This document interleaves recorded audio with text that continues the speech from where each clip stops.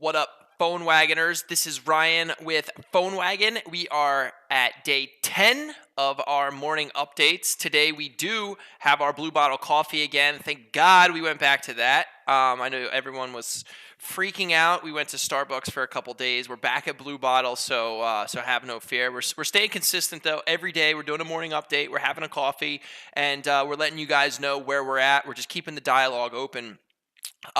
Some interesting things. So last week we had a bunch of new paying customers come onto the system, so that's awesome. And one thing I want to talk about today that is actually came from conversations last week is about pricing. Okay, and pricing yourself and your product. Not only delivering the value of whatever product or service you're offering. Versus the price that you're offering it, but also in comparison to your to your competitors. Okay, so for instance, last week I actually had a couple questions that were, what is the difference between you and your competitors?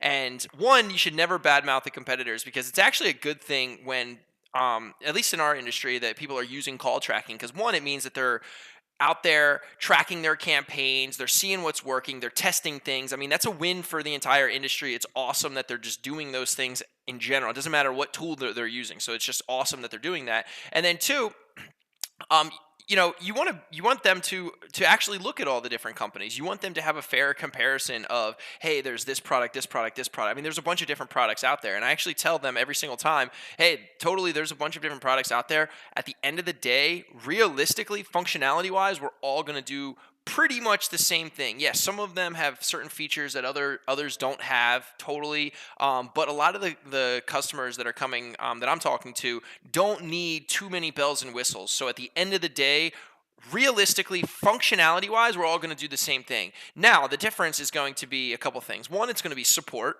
the type of support, the hours of support that you're going to get. And some people might not need support, so that's totally cool.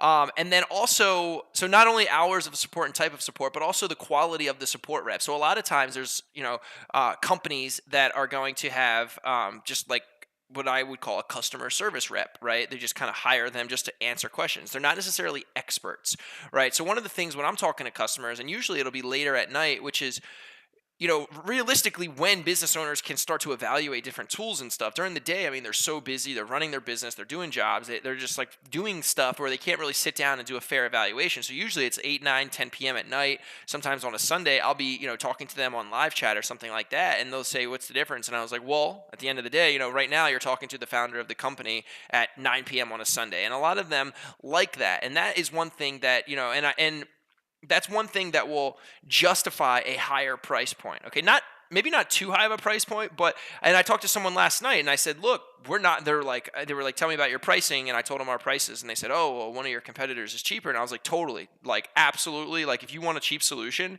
go with them. There's definitely cheap solutions out there, and I'll actually point you in the right direction to find a cheap solution. And they kind of appreciated that. And I said, we're not going to be the cheapest solution, but I can tell you this, you're going to, have access to me, have access to our team. We're going to be able to help. We're going to be a true partner in your business because we know lead gen. We know what we're talking about. You're going to be able to talk to an actual lead gen expert that can say, hey, you should test out these different ad copies. You should put a conversion for this type of phone call right here and track that back to that keyword. And we're going to be able to really help you think through these things, because a lot of times, when agencies sign up, they know what they're doing, but sometimes when the business owners sign up, they're just now getting their feet wet because they're not used to going in these, intricate campaigns and doing A/B testing of different ad copy and different audiences and custom audiences and lookalike audiences and things like that.